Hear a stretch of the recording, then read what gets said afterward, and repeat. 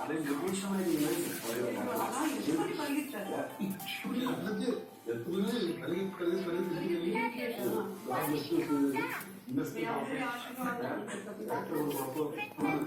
ఆ ప్రమాదం తప్పించారు భగవంతుడు. వ్యవహారం చేసినప్పుడు కొత్తగా అన్ని చేస్తున్నా చేశాను. టీవీ షోకి వస్తున్నప్పుడు అన్ని సినిమాలు చూస్తూ ఉంటే ఇన్ని రకాలు చేసామని నాకే ఆశ్చర్యం ఇస్తుంది. ఒకసారి మేము ఎవరితో టెస్ట్ చేసేది ఏది ఏ సినిమాలో రప్పుగా నేను ట్రై చేద్దాం.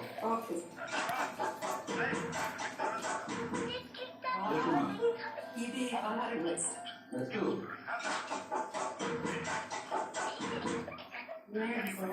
పదహారు వయసు నెక్స్ట్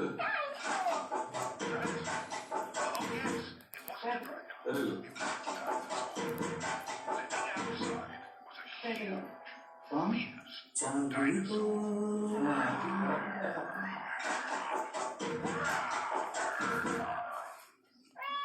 ఎవరి రాముడు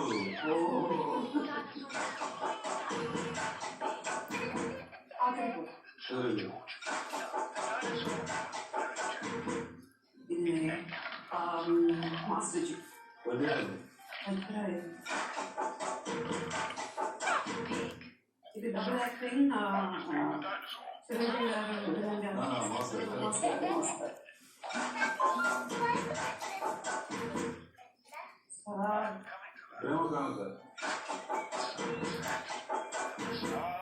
ఇది కృష్ణ గారు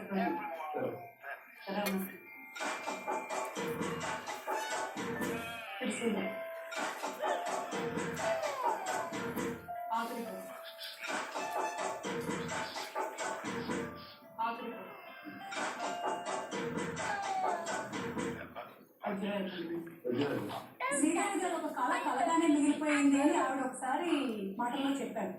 ఆవిడ ఏం చెప్పారో ఒకసారి విందాము. ఆ తర్వాత దానికి ఏం జరుగుతుందో చూద్దాం.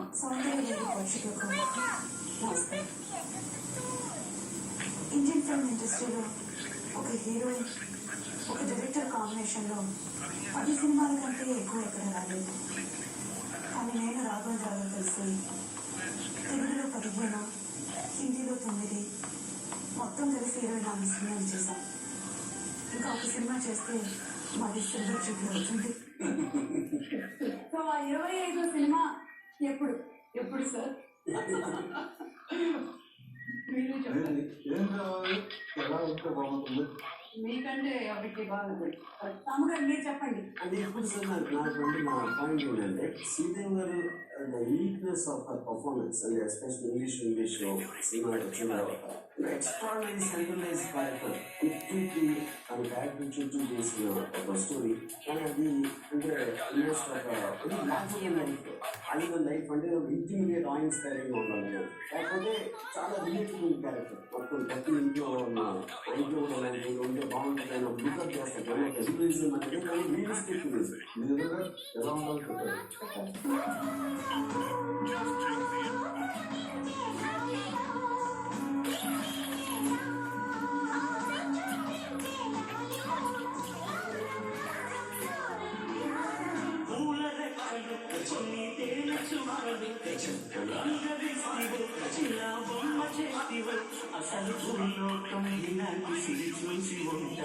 శ్రీదేవి గారు అండ్ డైరెక్టర్ గారి కాంబినేషన్ లో వచ్చిన ఒక సినిమా తాలూకు సీన్ చూద్దాం.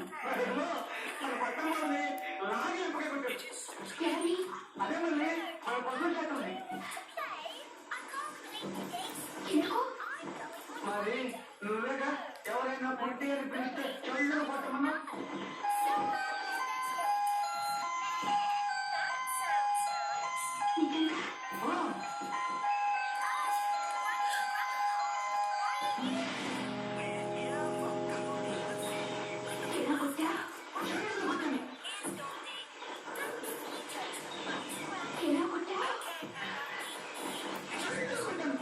ఎలా కొట్టా